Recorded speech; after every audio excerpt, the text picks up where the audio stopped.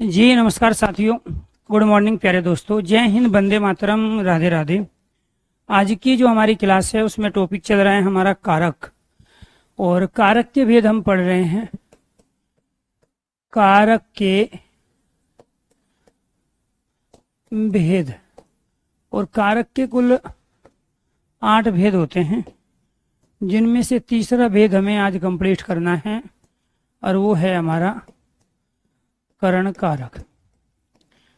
करण कारक की जो कंडीशन है, पहला प्रश्न बनेगा इसमें कि तृतीया विभक्ति होती है। विभक्ति कौन सी होती है? तृतीया विभक्ति। और जो परसर्ग होते हैं वो होते हैं कर्ता ने कर्म को करण ए और के द्वारा। तो कई बार द्वारा भी होता है, कई बार के द्वारा भी।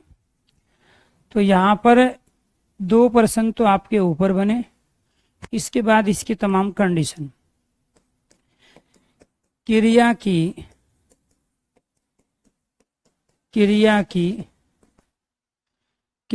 सिद्धि में सहायक साधन, क्रिया की सिद्धि में सहायक साधन, क्रिया की सिद्धि में सहायक साधन करण कहलाते हैं। करण कारक कहलाता है। दूसरा, कर्ता क्रिया को संपन्न करते समय, कर्ता क्रिया को संपन्न करते समय जिन माध्यम व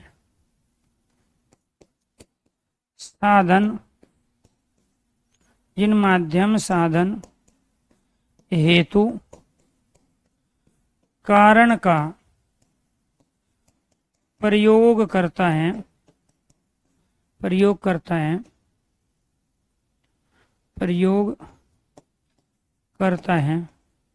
उन्हें करण कहते हैं। उन्हें करण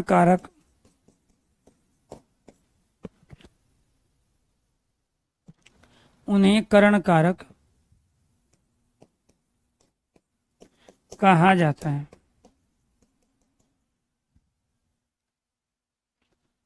तीसरा,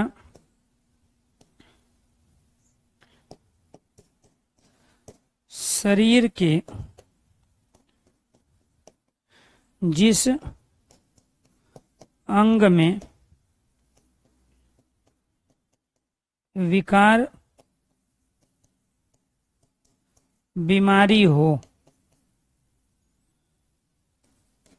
उसमें करण कारक होता है। उसमें करण कारक, अंग में विकार या बीमारी, उसमें करण कारक होता है। फोर्थ, कई बार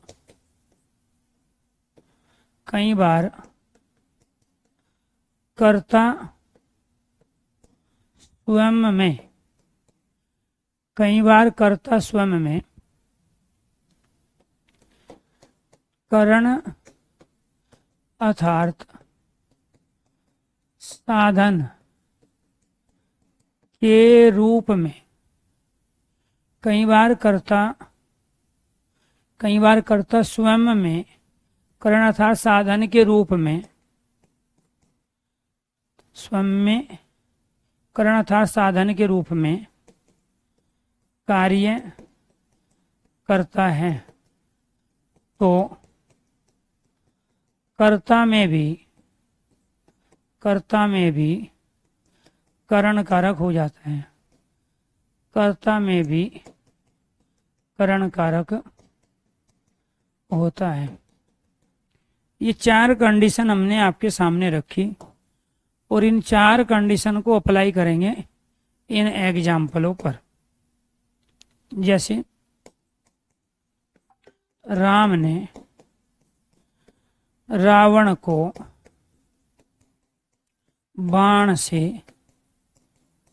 मारा। दूसरा, राम ने रावण को बाण से मारा। आप रजिस्टर पर पेन से लिखते हो। आप रजिस्टर पर पेन से लिखते हो। तीसरा,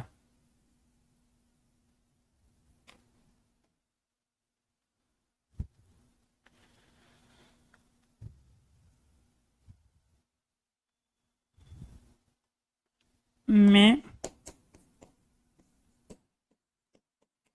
मार्कर से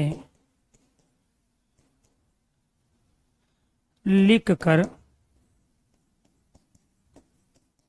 आपको समझाता हूँ।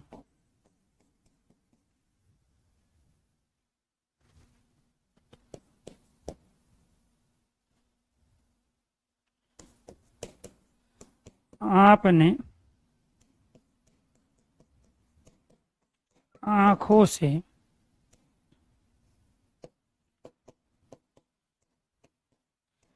चंद्र ग्रहण देखा। मैंने उसे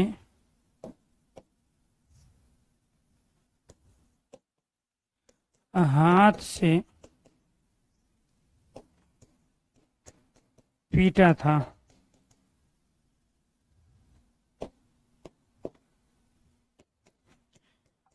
पिताजी कार से कार्यालय जाते हैं। मैं मेट्रो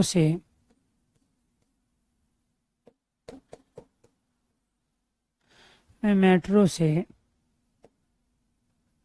कॉलेज जाता हूँ। आप स्कूटी से बाजार गए थे। मोहन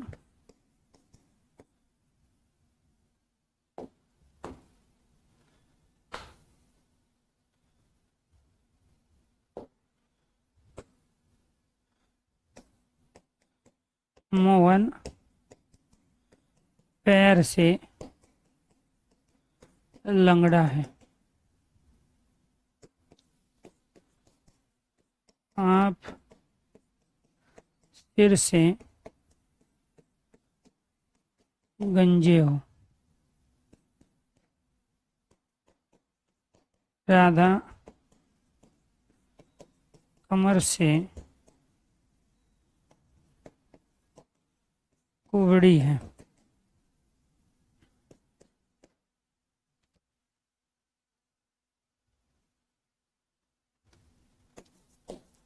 मेरा सूरदास आँख से अंधे थे।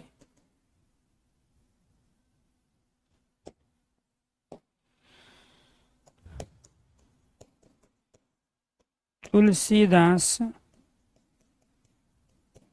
के द्वारा रामचरित मानस की रचना की गई। तुलसीदास के द्वारा रामचरितमानस की रचना की गई।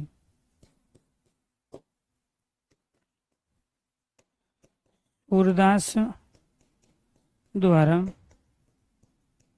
सूरसागर ग्रंथ लिखा गया। ये आपके 14 सेंटेंस हैं। इन 14 सेंटेंसों पर आपको ये 4 कंडीशन अप्लाई करनी है। चौथी ये है, 3 ये है, पढ़ो, समझो और स्पीड पकड़ो। चलो जी, वेरी गुड।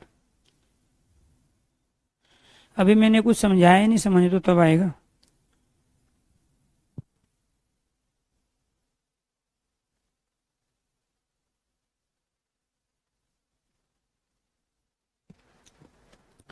आप में से बहुत सारे बच्चे ऐसे हैं जो केवल इसलिए नहीं सीख पा रहे हैं कि उनको पढ़ने के तरीके ही नहीं पता है। दूसरा, आपको ये ध्यान रखना है, आप में से ऐसे बहुत सारे स्टूडेंट हैं जो इसलिए नहीं सीख पा रहे हैं, जो जिस टॉपिक के बारे में पहले जितना जानते थे उससे थोड़ा सा ज़्यादा जब भी टीचर बताए या ज़्यादा आप 50% ज़्यादा बताएं तो उनके दिमाग में वो चीज़ आती नहीं, क्योंकि वो ये पहले से अवधारणा को अपने दिमाग में बैठा चुके हैं कि हम ऑलरेडी इस टॉपिक को पढ़ चुके हैं और उनकी मनसा उसी रूप में उस टॉपिक को पढ़ने की होती है। तो यानी कि आपकी जो प्रीवियस नॉलेज है किसी टॉपिक के प्रति, वो प्रीवियस नॉलेज भी आपको सीखने से रोकती है। ठीक है। तीसरे, कुछ बच्चे ऐसे हैं जो इस वजह से नहीं सीख पा रहे हैं क्योंकि उनको पेशेंस ही नहीं है। जैसे अभी एक लड़की थी, उसने बोला सर जी मुझे समझ में नहीं आ रहा। जब मैंने समझाया ही नहीं तो समझ में कहाँ आएगा। मैंने तो केवल अभी लिखा है, रायता फैलाया है। मैं रायता मेथड से पढ़ाता हूँ। रायता मेथड में पहले रायता फैला देता हूँ और फिर उसमें बताता हूँ कि इसमें ये बूंदी है और ये जो बूंदी है ये जो है राजधानी बेसन आटे की बनी हुई। ठीक है। फिर उसमें बताता हूँ ये जो इसमें प्रयोग की हमने छाछ दही, ये अमूल डेयरी की थी या मदर डेयरी का दूध था। ठीक है। और ये कितने दिन पुराना था, तब हम बताते हैं। ये रायता मेथड है। तो आपको ये ध्यान रखना पड़ेगा कि नौकरी के लिए जब आप पढ़ते हो, आपका सबसे पहले काम है कि क्वेश्चन की वैरायटी के आधार पे आप टॉपिक को लेके आगे बढ़ो। सबसे पहले किसी भी कोर्स को कंप्लीट करने के लिए, किसी भी पाठ्यक्रम को पूरा करने के लिए आपको सबसे पहले उस सिलेबस की नॉलेज होनी चाहिए कि जो टॉपिक ये कारक का चल रहा है ये आपके सिलेबस में है कि नहीं। एक पॉइंट। दूसरा पॉइंट, इस टॉपिक को पढ़ने से पहले हमें कौन से टॉपिक की नॉलेज होनी चाहिए, ये दूसरा पॉइंट है। नौकरी लेने के लिए पढ़ने का तरीका अलग होता है। तो पहला तो ये है कि कारक हमारे सिलेबस में है कि नहीं है, वो स्टूडेंट का काम है। दूसरा है कि ये कारक को पढ़ने से पहले हमें कौन से टॉपिक पढ़ने चाहिए, ताकि कारक में जो तमाम कंडीशन आएगी वो हमें सीक्वेंस में समझ में आए। ठीक है। और तीसरा, यहाँ कारक से कितने तरह की क्वेश्चंस की वैरायटी बनती है। जैसे कि मैंने यहाँ पे लिखा करण कारक और यहाँ लिखे कारक के 8 भेद हैं, उसमें से तीसरा भेद चल रहा है करण कारक। और करण की में कौन सी विभक्ति होती है, तृतीया, एक क्वेश्चन। दूसरा, परसर कारक चिन्ह क्या है, से के द्वारा, ये दूसरा क्वेश्चन। तीसरा क्या है, करण कारक से संबंधित सही कथन बताइए। करण कारक से संबंधित असत्य कथन बताइए। करण कारक के अनुसार कौन सा कथन सही नहीं है, ये सारी स्टेटमेंट है। करण कारक की इसमें से निम्नलिखित में से परिभाषा बताइए। करण कारक की कौन सी कंडीशन नहीं है, ये सारी वे स्टेटमेंट हो गई। फिर आपसे पूछेगा, यहाँ सेंटेंस देखिए, किसके अंतर्गत करण कारक नहीं है, किस सेंटेंस में करण कारक नहीं है। ठीक है। फिर पूछेगा कौन सा कर्ण कारक से संबंधित वाक्य है, या फिर वो क्या करेगा, शब्द को अंडरलाइन कर देगा, बाण में बताइए कौन सा कारक है, पेन में बताइए कौन सा कारक है। तो क्वेश्चन की समझ में आ गया। तो इसीलिए आपको ध्यान रखना है, एक ही कमेंट को एक बार करना होता है, अदरवाइज उसके लिए मेरे पास 2 तरीके हैं। एक तरीका तो ये है कि जैसे इतिहासकार बताते हैं कि आपके पूर्वज बंदर थे तो ये बंदर की प्रवृत्ति हो गई। दूसरा तरीका यह है कि 3 सेकंड लगती है आईडी ब्लॉक करने में, केवल 3 सेकंड, और 3 सेकंड में इतना ठंडा होकर पढ़ना पड़ता है। फिर दोबारा से जो है ना, ये जो चुल होती है, आपको खुजली हो जाती है ब्रेन की, ये जो आप उतावले रहते हो किसी भी चीज के लिए, फिर वो खत्म हो जाती है। तो मैंने क्या बताने की कोशिश की, सबसे पहले टॉपिक आपका सिलेबस का है कि नहीं है, उस टॉपिक को पढ़ने से पहले कौन सा टॉपिक आपको आना चाहिए। तीसरा, वहां से कितने तरह की क्वेश्चन की वैरायटी बनती है, और फिर उस क्वेश्चन की वैरायटी के आधार पर ही चीजों को लेके आगे बढ़ना है। अदरवाइज जिस तरीके से आप पढ़ना चाहते हो ना, 3 साल लग जाएगी आपको, हिंदी से फ्री नहीं हो पाओगे, क्योंकि 7 साल तो आपको हो चुके हैं हिंदी पढ़ते, 3 साल फिर लगेगी आगे, तब जाके हिंदी कंप्लीट होगी।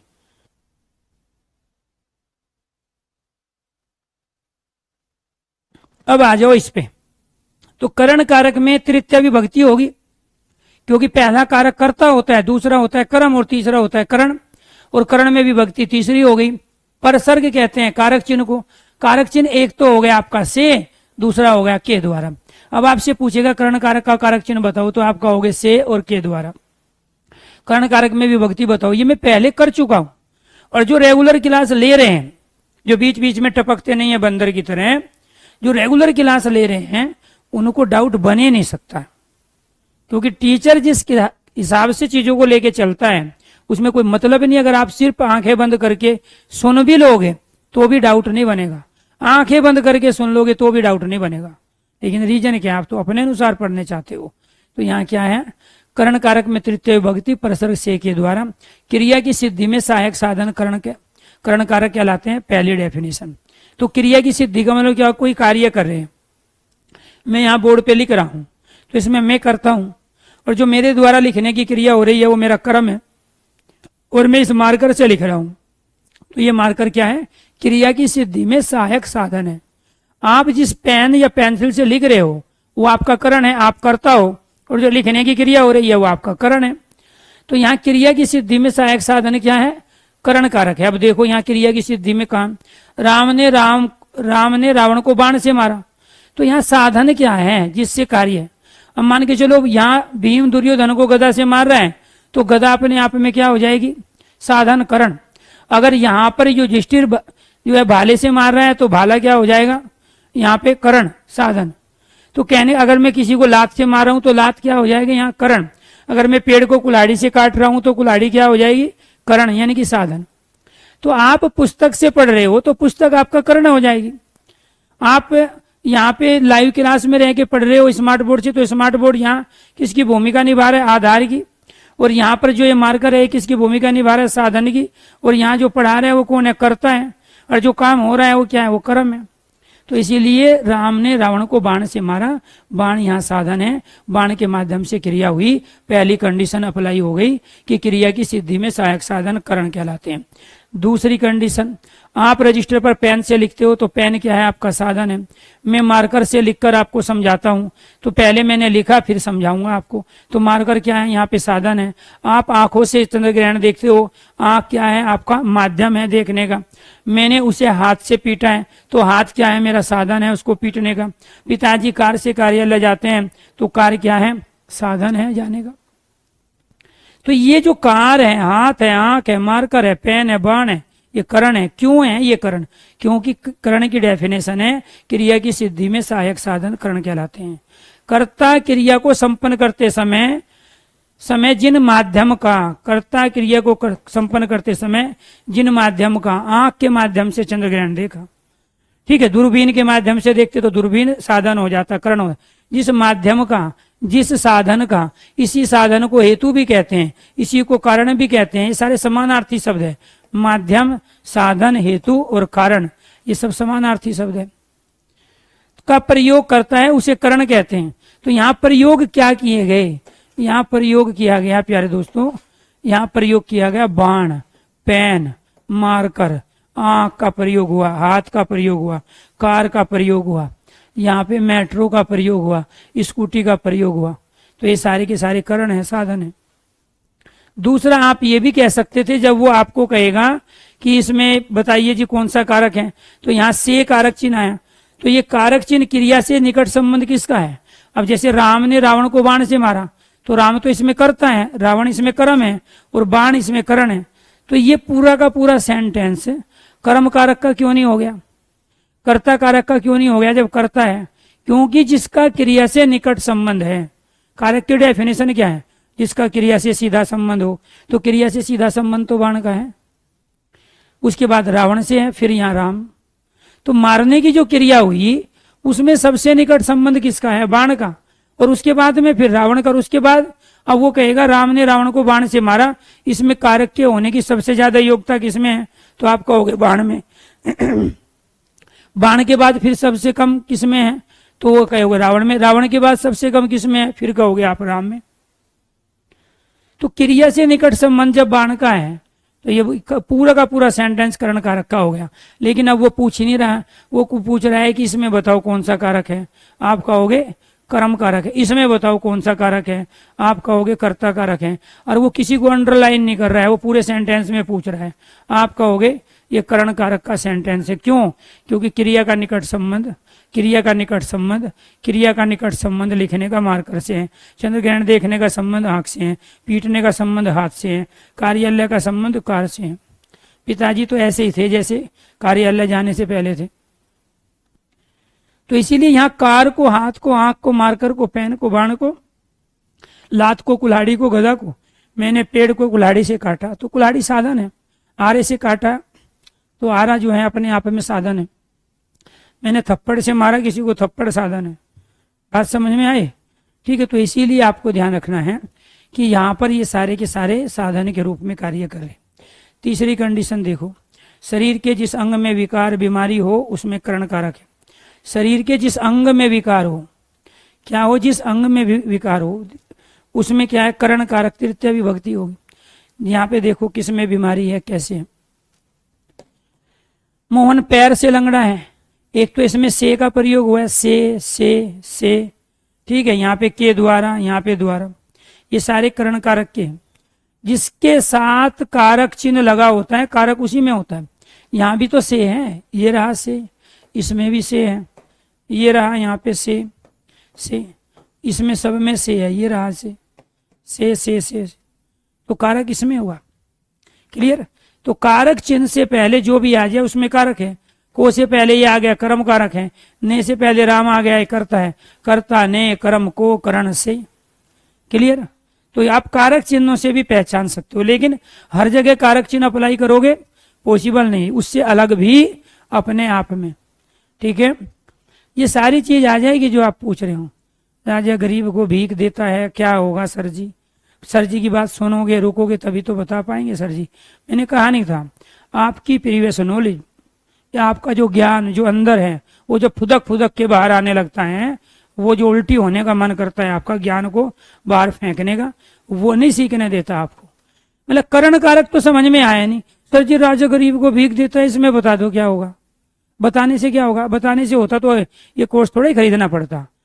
ये तो किताब में भी लिखे हुए हैं सारी चीज, राजा गरीब को भीख देता है को, लेकिन किताब बोलती नहीं है ना। यहाँ टीचर बोल रहा है, यहाँ टीचर कंडीशन लिखकर बता रहे हैं कि बेटे किन चीजों का ध्यान रखना है, किस तरह की क्वेश्चन की वैरायटी बनती है। तो अब हमें क्या करना है, शरीर के जिस अंग में विकार बीमारी हो उसमें करण कारक है। तो यहाँ देखो विकार कहाँ कहाँ है, यहाँ पैर में है, यहाँ किस में, पैर में है, तो पैर करण कारक हो गया। यहाँ सिर में, ठीक है, लंगड़ा किससे है, पैर से, गंजा किससे है, सिर से, कुबड़ी किससे है, कमर से, अंधे किससे है, आंख से। तो ये आंख, कमर, सिर और पैर करण कारक के उदाहरण हो गया। ये क्या कहलाते हैं, करण कारक के उदाहरण हो गए। तो इसीलिए यहाँ पर शरीर के इन अंगों में विकार था और शरीर के जिन अंगों में विकार है वो करण कारक है। तुलसीदास के द्वारा रामचरितमानस की रचना की गई। तो यहाँ जो ये के द्वारा आया है, तो आपको ये ध्यान रखना है, ये के द्वारा का प्रयोग कहाँ होता है, द्वारा का प्रयोग कहाँ होता है। यही तो बताया था आपको कि जितनी तरह की वैरायटी बनेगी ऐसे ही सीखना पड़ेगा। के द्वारा, द्वारा, तो के द्वारा, द्वारा का जो प्रयोग है वो कहाँ करते हैं, करण कारक में। और यहाँ किसका प्रयोग हुआ है, द्वारा, के द्वारा का प्रयोग हुआ है। तुलसीदास के द्वारा रामचरितमानस की रचना की गई, ये करण कारक का सेंटेंस है। सूरदास द्वारा सूर सागर ग्रंथ लिखा गया। यहाँ पे तुलसीदास और सूरदास खुद में कर्ता और खुद में साधन है। कहते हैं ना कि मेरे पास साधन नहीं थे सर जी, मैं तो अपने से पढ़ा हूं, तो उसने अपने को ही साधन के रूप में इस्तेमाल किया। ये चौथी कंडीशन है। कई बार कर्ता स्वयं में करण अर्थात साधन के रूप में कार्य करता है, तो कर्ता में करण कारक होता है। तो कर्ता में करण कारक कब होगा, जब वो खुद को साधन के रूप में इस्तेमाल करेगा, जैसे यहाँ है। तो ये के द्वारा, द्वारा बताएगा कि यहाँ पर ये कर्ता नहीं है, क्योंकि ये कर्ता तब होते जब इनके साथ ने का प्रयोग होता, जैसे राम ने। तो कर्ता का तो कारक चिन्ह ने है, कर्ता का कारक चिन्ह क्या है, ने है। तो इसीलिए आपको ध्यान रखना है कि यहाँ तुलसीदास के द्वारा, सूरदास के द्वारा, यहाँ द्वारा आया है, ये कर्ता ना होके साधन का काम कर रहे हैं, इसीलिए करण कारक कहलाते हैं।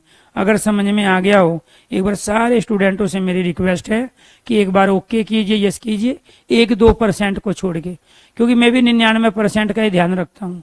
एक का तो ध्यान मुझे भी नहीं रखना है, क्योंकि जो 1% है उनको 2026 में भी तो पढ़ाऊंगा, 26 में फिर कहाँ से बच्चे लाऊंगा। ये तो 1% ऐसे भी तो चाहिए मुझे, ठीक है, जिनकी समझ में ना आए, बाद में भी तो काम पड़ेगा उनसे, ठीक है। सबको एक साथ भर्ती करवा देंगे तो फिर बेरोजगारी खत्म हो जाएगी। तो इसीलिए 1% को छोड़ के अगर 99 की समझ में आ गया है तो एक बार यस करो, ओके करो, ठीक है, आगे बढ़ते। अब ये बहुत सारे बच्चे बिल बिला, हो सर जी आप तो 1% को छोड़ रहे हो। वही है जो बिल बिला रहे हैं ना, 1% में जो अपने को मान के चल रहे हैं कि हमें भगवान ने बुद्धि तो दी है, लेकिन उस बुद्धि का प्रयोग नहीं करना हमें, ठीक है। तो वो मूर्खता ही जब तक आपके अंदर रहेगी, टीचर कैसे समझा देगा, ठीक है। तो इसीलिए मैं 99 के फोकस करता हूँ। मैं जो खुशी मनाता हूँ 99 को पढ़ा के मनाता हूँ, 1% से मेरा कोई लेना देना नहीं है, ठीक है। अब ये देखो 1% में आप में से कौन कौन है, ठीक, 1% में देखो कौन कौन है आप में से, ठीक। तो इसीलिए जब कई हजार बच्चे एक साथ पढ़ रहे हो और एक बुड़बक ऐसा हो जो ये बेसिक चीजें भी ना सीख पा रहा हो, तो समझ लेना वो 2026 की तैयारी कर रहा है, ठीक है। आगे बढ़ो, ठीक है। इसके बाद आ जाएगा हमारा फोर्थ संप्रदान कारक। क्या है? संप्रदान कारक। क्या खासियत है संप्रदान कारक? चतुर्थी विभक्ति होगी जी, एक प्रश्न तो ये बना। संप्रदान कारक में कौन सी विभक्ति है? चतुर्थी है। दूसरा प्रश्न बना परसर्ग कारक चिन्ह क्या होगा? के लिए, के लिए कारक चिन्ह परसर्ग का प्रयोग होगा, के लिए। कंडीशन क्या होगी जी? संप्रदान कारक की कंडीशन होगी यहां पर ये वाली, जिसको कोई वस्तु, जिसको कोई वस्तु स्वेच्छा से, जिसको कोई वस्तु स्वेच्छा से हमेशा हमेशा के लिए, हमेशा हमेशा के लिए दी जाए, जिसको कोई वस्तु स्वेच्छा से हमेशा हमेशा के लिए दी जाए,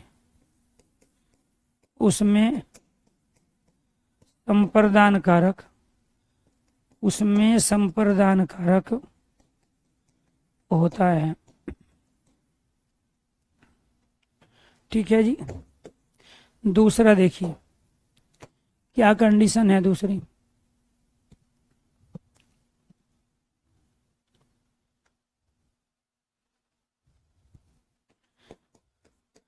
जो वस्तु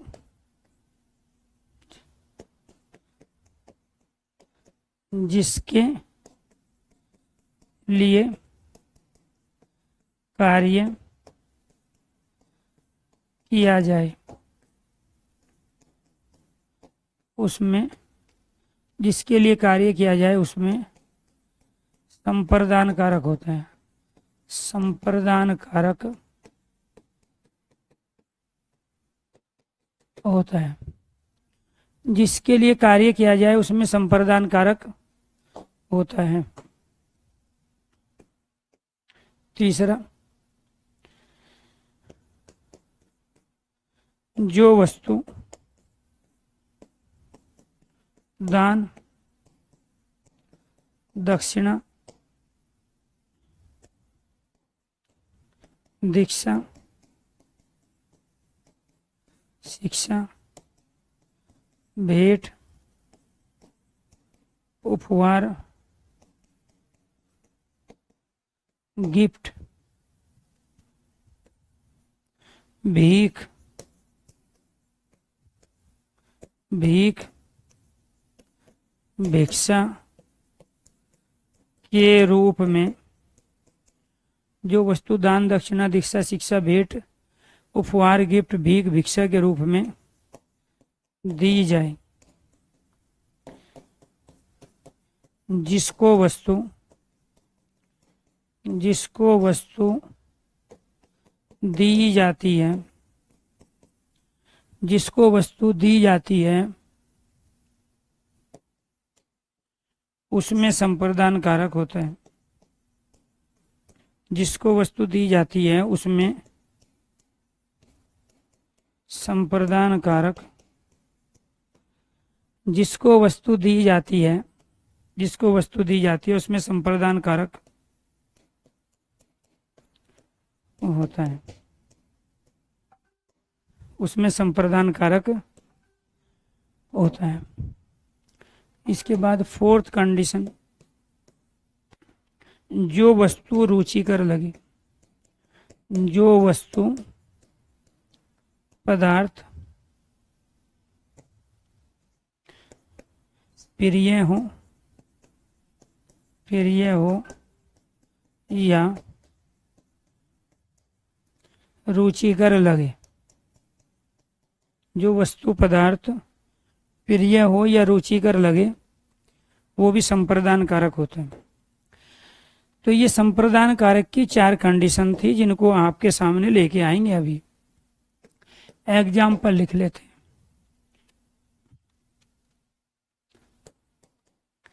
राम ने रावण को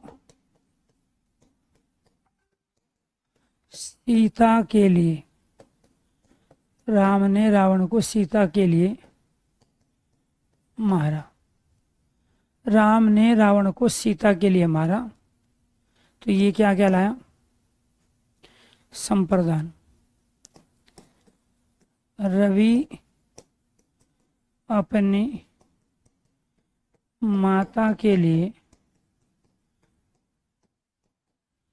दवाई लाया।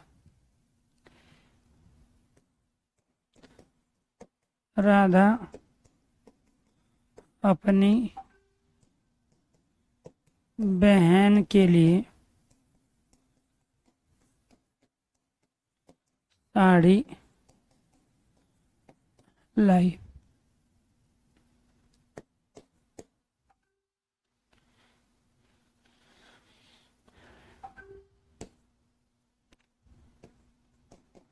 भारतीय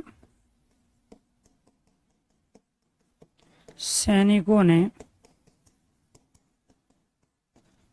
देश के निमित्त, देश के निमित्त बलिदान दिया।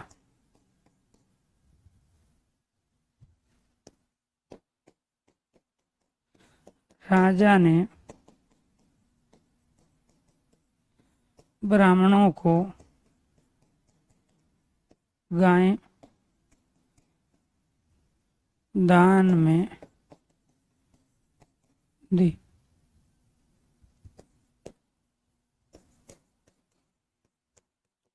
सेठ जी ने गरीबों को कंबल या व मच्छरदानी बांटी।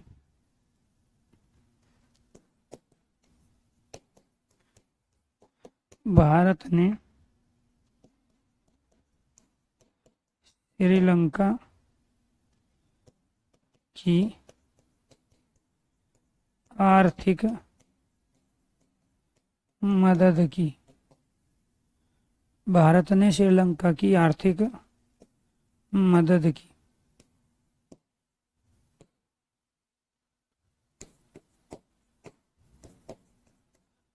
अमेरिका ने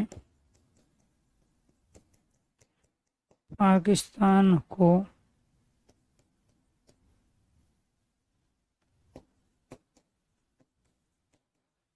हथियार दिए।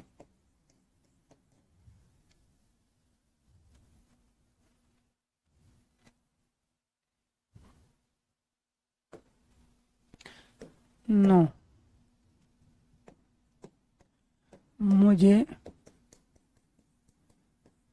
बेसन के लड्डू बहुत पसंद है।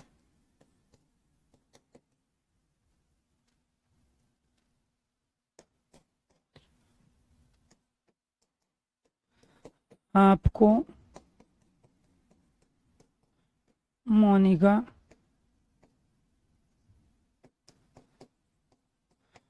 बहुत अच्छी लगती है।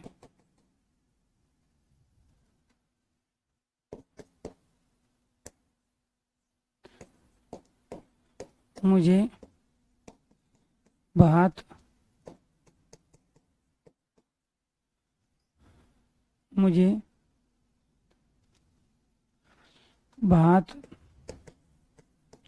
बहुत प्रिय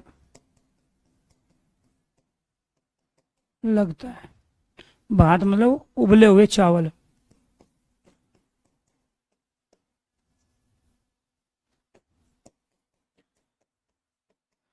मोनिका को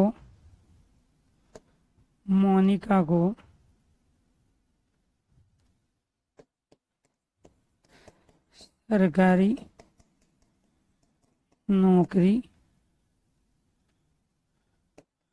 वाला लड़का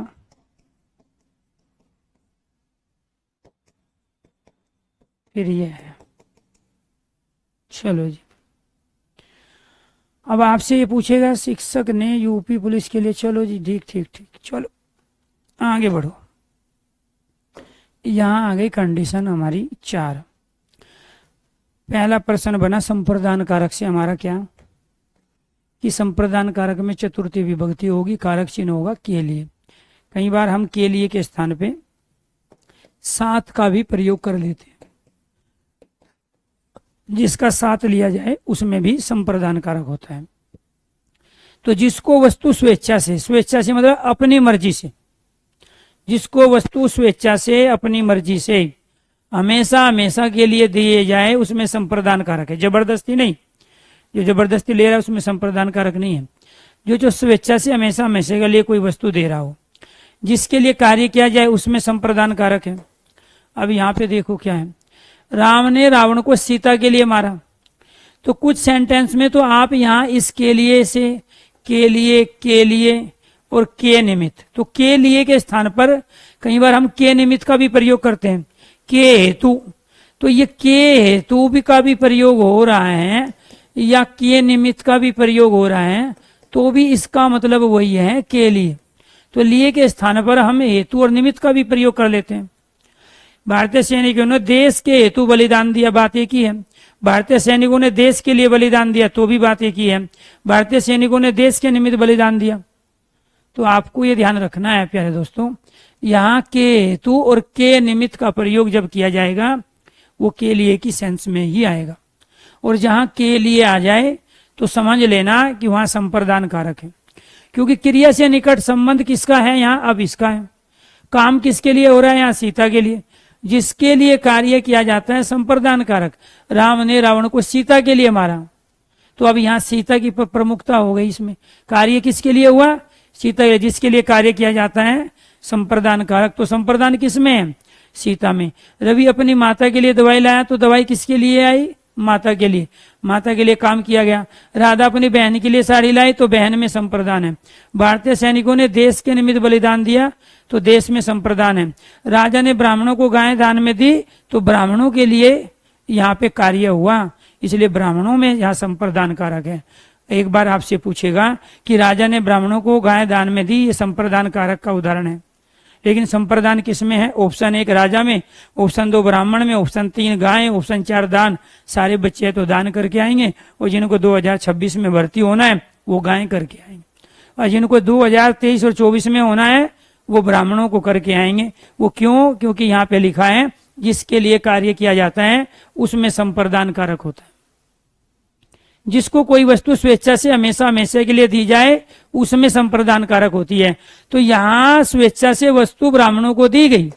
जब ब्राह्मणों को वस्तु दी गई, वो भी गाय के रूप में, वो दान के रूप में गाय दी गई, तो इसलिए ब्राह्मणों में संप्रदान कारक है। कार्य यहाँ ब्राह्मणों के लिए हुआ, इसलिए ब्राह्मणों में संप्रदान है। बहुत सारे बच्चे कहेंगे कर्ता ने कर्म को, ब्राह्मण में कर्म कारक है। फिर आएंगे दोबारा से एक बैच और खरीदेंगे, फिर पढ़ेंगे, फिर 25-26 की तैयारी करेंगे।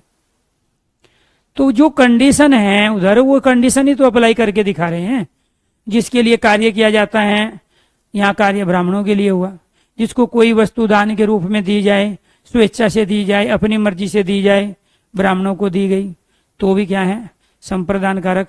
सेठ जी ने गरीबों को कंबल मच्छरदानी बांटी, ठीक है, सर्दी में कंबल बांटेगा सेठ जी, गर्मियों में मच्छरदानी बांटेगा, लेकिन किसके लिए, गरीबों के लिए। इसलिए गरीबों में क्या है, संप्रदान कारक है।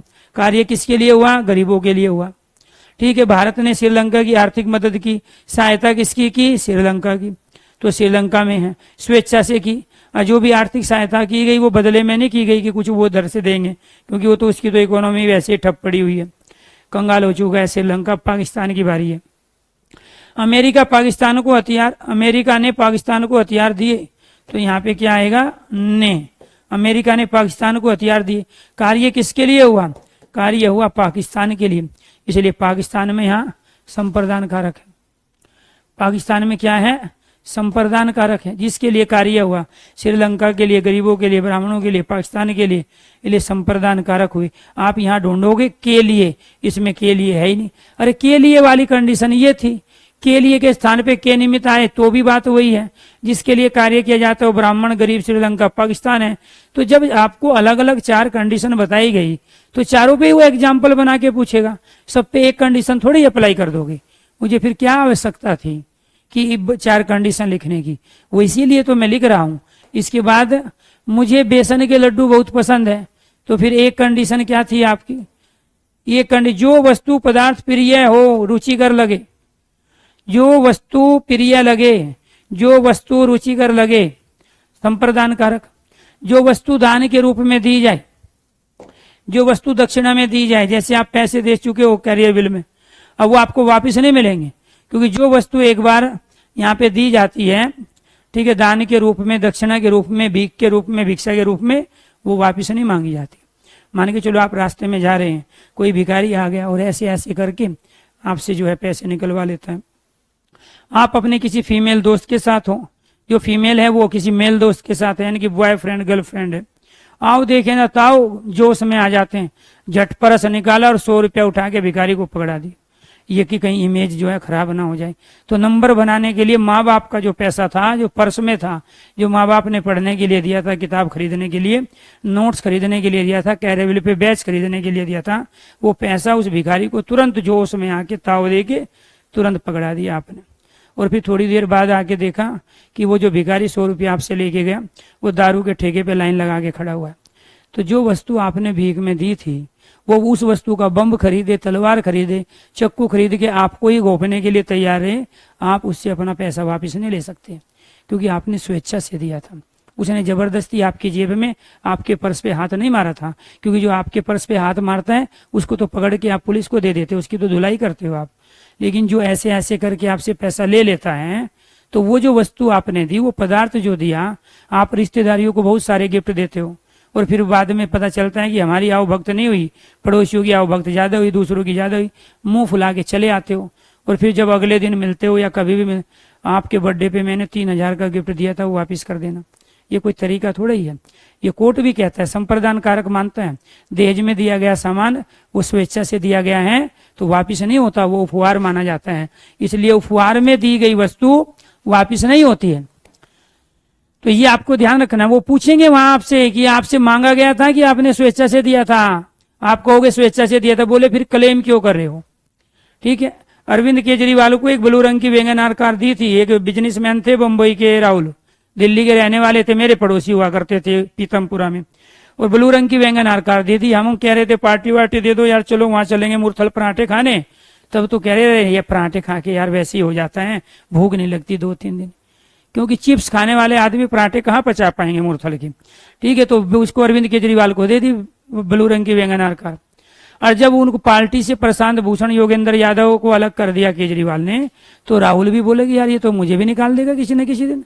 मैं बोला और क्या, आप ऐसे ही चाह रहे थे, हमने देख चुके हैं इसको, दिल्ली में तो हम भी रह रहे हैं।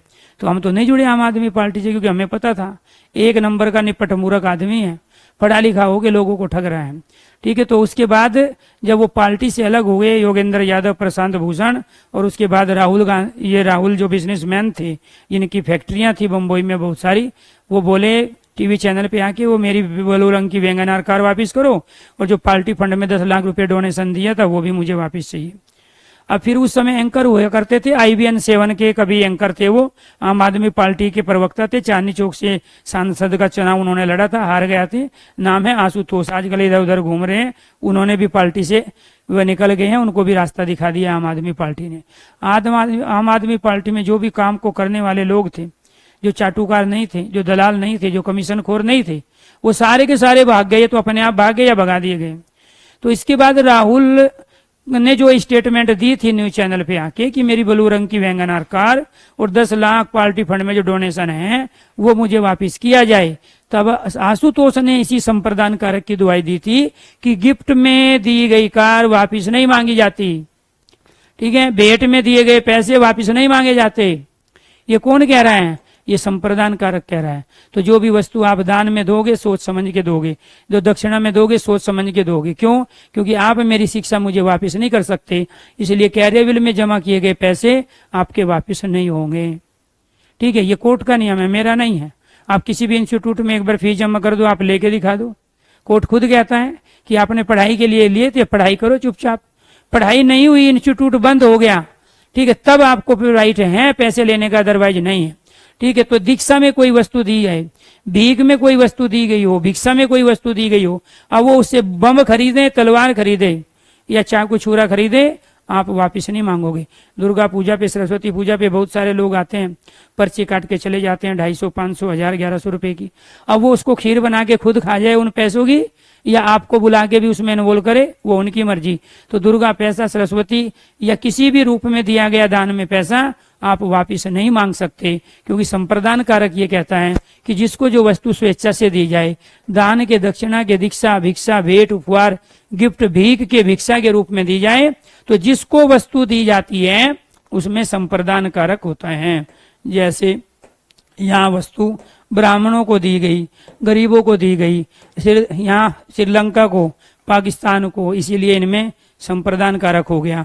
चौथी कंडीशन है कि जो वस्तु पदार्थ प्रिय लगे, रुचिकर हो, वो भी क्या है? संप्रदान कारक है।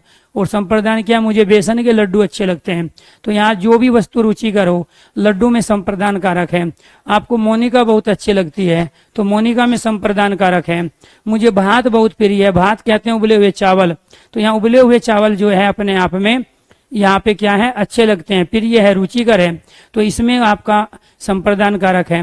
मोनिका को सरकारी नौकरी वाला लड़का प्रिय है, तो ये जो सरकारी नौकरी वाला जो लड़का है इसमें क्या है? संप्रदान कारक है, क्योंकि मोनिका इसी सरकारी नौकरी वाले को पसंद करती है। तो आप किसी को भी करो, उससे क्या फर्क पड़ता है? मोनिका को तो सरकारी नौकरी वाला लड़का चाहिए, तो इसीलिए यहाँ सरकारी नौकरी वाले लड़के में, यहाँ उबले हुए चावल में, यहाँ मोनिका में, यहाँ लड्डू में प्रिय होने की वजह से, पसंद होने की वजह से, रुचिकर होने की वजह से संप्रदान कारक हैं। तो ये थी आपकी संप्रदान कारक की वे तमाम कंडीशन जो एग्जाम में पूछी जाती है। इसके बाद है पांचवा आपका अपादान कारक। और अपादान कारक को जो हम पढ़ेंगे वो पढ़ेंगे नेक्स्ट क्लास में, जिसकी 10 कंडीशन है। 10 अलग अलग कंडीशन किसकी है? अपादान कारक की है। इसीलिए कहता हूं हर टॉपिक में 50% चीजें एकदम नहीं पढ़ोगे जो हाल फिलहाल के पेपर में पूछी जाती है। आप किताबों से जो चीज देख रहे हो, ये किताबों के अंदर 10 से 15 साल पुराना कंटेंट है। उस समय ना तो एग्जाम ऑनलाइन हुआ करते थे, तो उस समय किताबों से ही पेपर आ जाया करता था। केवल फिलहाल किताबों के कवर और प्राइस चेंज हो रहे हैं, बाकी अंदर का कोई कंटेंट चेंज किसी ने नहीं किया। नए कंटेंट के नाम पे प्रीवियस क्वेश्चन पेपर को उठा के किताबों में दे देते हैं और वो नई किताब घोषित कर देते हैं, लेकिन किताब में कंटेंट वही है जो 15 साल पहले था। तो इसीलिए आपको ये ध्यान रखना है, बिना लॉजिकली, बिना सीक्वेंस में, बिना डिटेल पढ़े आप हिंदी के दम पे सिलेक्शन नहीं ले सकते। अगर आपको सिलेक्शन लेना है तो 2 सब्जेक्ट काफी होते हैं, बशर्ते दोनों सब्जेक्ट में आप 100% परफॉर्मेंस अगर कर दो तो 2 सब्जेक्ट ही आपको सरकारी नौकरी दिलाने में यहाँ पे सक्सेस रहते हैं, काफ़ी रहते हैं। बाकी आप सब चीज़ की नॉलेज नहीं रख सकते, आप सब में महारत हासिल नहीं कर सकते, क्योंकि बुद्धि का अपना एक फंक्शंस है, और वो बुद्धि या तो रीजनिंग और हिंदी में चलेगी या फिर वो मैथ में चलेगी। जिसका मैथ अच्छा है उसकी हिंदी वीक है, और जिसकी हिंदी अच्छी है उसका मैथ वीक है। इसलिए दो कोई सब्जेक्ट ऐसे पकड़ लो जिसमें 100% परफॉर्मेंस हो, बाकी में एवरेज परफॉर्मेंस भी है, उससे काम चल के आप फाइनल मेरिट में होंगे। और यही कोशिश आपको कंटिन्यू करनी चाहिए। मैं तमाम एग्जाम दिया हूँ, हर जगह इंग्लिश पूछी गई है, इंग्लिश मेरी वीक है, लेकिन कहीं भी इंग्लिश की वजह से मैं अनसक्सेस या असफल नहीं हुआ हूँ, क्योंकि इंग्लिश में परफॉर्मेंस नॉर्मल की, बाकी सब्जेक्ट में परफॉर्मेंस 100% 95% के पास की। तो जहाँ 95% परफॉर्मेंस कर रहा था, इंग्लिश में जो वीकनेस थी वो बचा लेती थी, जो बेस्ट परफॉर्मेंस थी। आपको भी यही तरीका अपनाना है सरकारी नौकरी लेने का। अगर आप सोच रहे हो कि आप मैथ के आर्यभट्ट बन जाओगे, और रीजनिंग के आप ब्राह्मीर बन जाओगे, और हिंदी के आप प्यारे दोस्तों यहाँ कामता प्रसाद गुरु या किशोरीदास वाजपेयी बन जाओगे, ऐसा नहीं है। आपको बनना एक या दो ही पड़ेगा, आप 4 आदमी नहीं बन सकते।